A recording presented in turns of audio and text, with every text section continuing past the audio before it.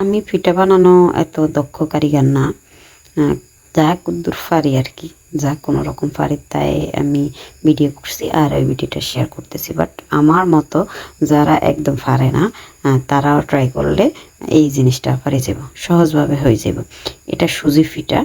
আর সুজি রসুয়া, ও গ্রাম অঞ্চলের ভাষায় রসুয়া পিঠা বলে, মানে দুধের মধ্যে সুবাই যে পিঠা ওইটা রসুয়া পিঠা বলে। যাই হোক, আমি ফার্স্টে তো ডিম নিয়ে আনিছি।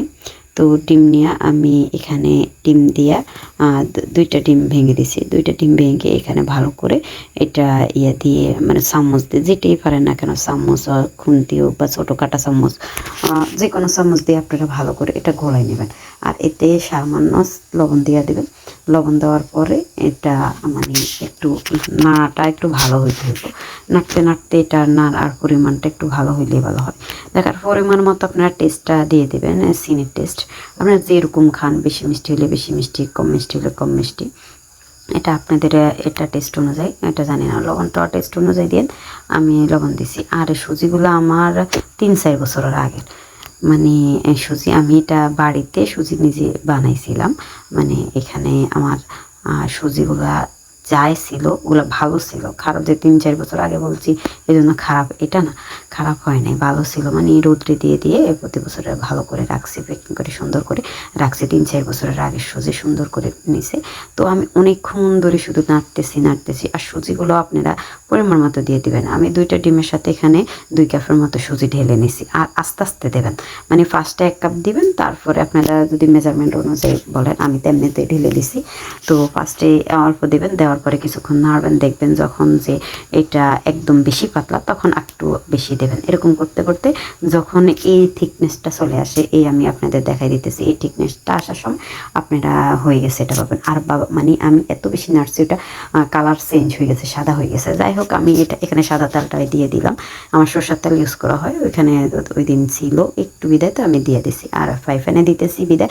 আমার ফ্রাই প্যানের মানে স্যাবডা হইতেছে, গোল হইতেছে না। যদি আমি অন্য কোনো করে দিতাম তাহলে আমার এটা গোল পরিমাণে হতো। বাট আমি এই ইয়েতে দিলে এরকম স্যাপটাই হয়। তো আমার তো কোনো সমস্যা নেই, টেস্টও ভালো হয়। আর স্যাপটা হচ্ছে এত খারাপ হয় না। বাট একদম আঁচটা একদম কমাই দেবেন। আমি আঁচটা বেশি হয়ে গেছে প্রথমে, তারপর আমার কিছু ইয়েটা কালার, অন্য কালার চলে আসছিল, মানে যেটা ইয়ের থেকে হওয়া চাইতে বেশি কালারটা চলে আসছিল, ফোড়া ফোড়া ভাব চলে আসছিল। তো আমি ফার্স্টে দিছি। এবার আপনি তার সাইজ অনুযায়ী বড় দিতে পারেন, ছোটো দিতে পারেন, যেরকম দিই হাত দিয়ে করে এরকম করে আমি যেভাবে করে দিতেছি অল্প অল্প করে। আর কেউ কতটা পরিমাণ ফুলছে ওইটা তো দেখতেছেন। আমি কিন্তু তেল কম খাই। আর আমি বলছি আমার সাদা তেল আমি ইউজ করি না, অল্প করে ছিল, একদম কাঁচাই কুচাই দিছি। আর যদি বেশি তেলের মধ্যে এটা সুগান হয় তাহলে আরও বেশি ফোলা হইব আর কি। তো আমি এমনি এগুলা ফিটাগুলো ফুলানোর সময় তেলগুলো আমি যত বেশি নাড়বেন তত বেশি ফুলবে। আমার মানে আমি যতবার বানাইছি আমি দেখছি যত বেশি নাড়া হবে তত বেশি ফোলা হবে। যাই হোক, আমি একটু উল্টে পাল্টাই দিতেছি, এক পিস থেকে একটা ফিট এরকম করে উল্টে পাল্টাই দিয়ে আমি ভালো করে এটা করে নিতেছি। তো আমি এরকম 2 ফুলেই দিছিলাম, মানে 2বারে দিছি। দেওয়ার পরে আমি উল্টে পাল্টাই, এটা হয়ে গেছে। আমি একটা উল্টেতে আরেকটার কালারটা চেঞ্জ হয়ে যেতেছিল, এরকম দেখছিলাম। তো একদম পুরা অল্প ইয়াতে দিবেন আর কি। যাই হোক, আমি এগুলো উঠে নিচ্ছি। উঠে নেওয়ার পরে পরবর্তীতে আমি দুধগুলো সেঁকে নেব। দুধ বলতে আমার এখানে কিন্তু কোনো গরুর দুধ ছিল না বা কোনো লিভার দুধ নেই। আমি এখানে আমার ব্যবহার করতেছি পাউডার দুধ। তো আমি ফার্স্টে যে পরিমাণে ফিটা ছিল ওই পরিমাণ অনুযায়ী আমার একটা এক ফাওয়া মানে ইয়ার মতো, গ্লাসের মতো 2 দিয়ে দিছি, গ্লাস দিয়ে দিছি। পানিটা এরকম পরিমাণে আধা কেজি হবে। তো আমি দিয়ে ফার্স্টে একটু চিনি, লবণ, হালকা একটু লবণ, অনেক লবণ দেয় না, আমি তো লবণ প্রেমী। তো দিয়ে আমি এখানে দিয়ে দিছি, গুঁড়িটা দিয়ে দিছি, দুধের গুঁড়িটা দিয়ে দিছি। দুধের গুঁড়িটা আপনি চেষ্টা করবেন যে একদম ঠান্ডা যখন পানিটা থাকে, চুলার মধ্যে দিচ্ছেন এইমাত্র, আর চুলোটাও চালাই দিচ্ছেন, তখন দেওয়ার চেষ্টা করবেন। কারণ পরবর্তীতে এটা হয়ে যাব, গোলাই যাব আর কি, ছাকা ছাকা থেকে যাবে। এই ছাকা ছাকা থাকাটা হইলে, গরম হইলে ছাকা ছাকা থেকে যাবে। তো গরম দিয়েন না, এই ঠান্ডা অবস্থায় দিন, তাহলে একদম মিশে যাবে সব পানির সাথে সুন্দর করে। আর আমার পাতিলটা বড় হয়ে গেছিলো, তো আমি পাতিলটা চেঞ্জ করে অন্য পাতিলে নিয়েছিলাম, তাহলে ভিডিওর মধ্যে উঠতেছিল না। আর এখানে চিনিটা আমি পরবর্তীতে দিই, টেস্ট অনুযায়ী দিছি। এখানে অনেকে দারচিনি, এলাচ অনেক কিছু দেয়। আমার কাছে তেজপাতা 2টা ছিল, আমি তেজপাতা একটারই পাক করে দিয়ে দিচ্ছি, চিড়া দিয়ে দিছি। এবার আমার এটা তো সুন্দর করে ভলকাইতেছে। আপনারা চাইলে আরও ঘন করতে পারেন, কারণ আমি তো ঘন করছিলাম আমার অনুযায়ী। আর এখানে তো আমার এটা গরুর দুধ ছিল না, আমি পাউডার দুধ দিয়ে করছি, এই জন্য আমি আস্তে মানে একদম ঘন না, একদম হালকা না, এরকম করে সুন্দর করে দিছি।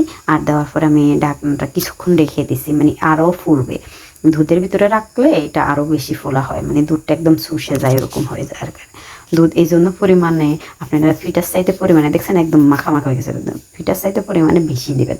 ফিটার সমান দিতে চাইলে কিন্তু আপনাদের দুধ হবে না, আর ওই রসটাই যে সবচেয়ে টেস্ট বেশি লাগে। তো আমি যে আমার হয়ে গেছে, আমি কিছুক্ষণ 30 মিনিট পরে আসি, এখানে দেখছি আমার ওগুলো অনেক ফুলে গেছে আর দুধগুলো সব চুষে নিছে। তারপরে আমি এই যে আমার খাওয়া শুরু, আর অনেক টেস্ট হয়েছে একদম। যারা পারেন না তারাও এটা পারে যাবেন। আর সবাই ভিডিওটা ভালো লাগলে লাইক কমেন্ট শেয়ার করতে বলবেন না, প্লিজ সাবস্ক্রাইব করবেন। আর সবাই নিজেরাই সেফ রাখবেন, ভালো থাকবেন, সবার জন্য সবাই দোয়া করবেন। আল্লাহ হাফেজ, বাই বাই, আসসালামু আলাইকুম। আর হ্যাঁ, আরেকটা কথা, আমি দেখছিলাম মমিতা কলকাতার ওই ডাক্তার মেয়েটা 32 না 31 বছর বয়স ছিল, ও মারা যাওয়ার পরে মানে ওরে দর্শন করে মারা হয়েছে, এত বেশি নির্যাতন দিয়ে মারা হয়েছে যে মানে বলার বাহিরে। তো আমার মনে হয় সব মেয়েরা নিজের সেফটির জন্য কিছু না কিছু ক্যারাটে মায়ের বা রেক্সিন মায়ের যাই বলেন না, কারণ সেফটির জন্য কিছু না কিছু করার দরকার।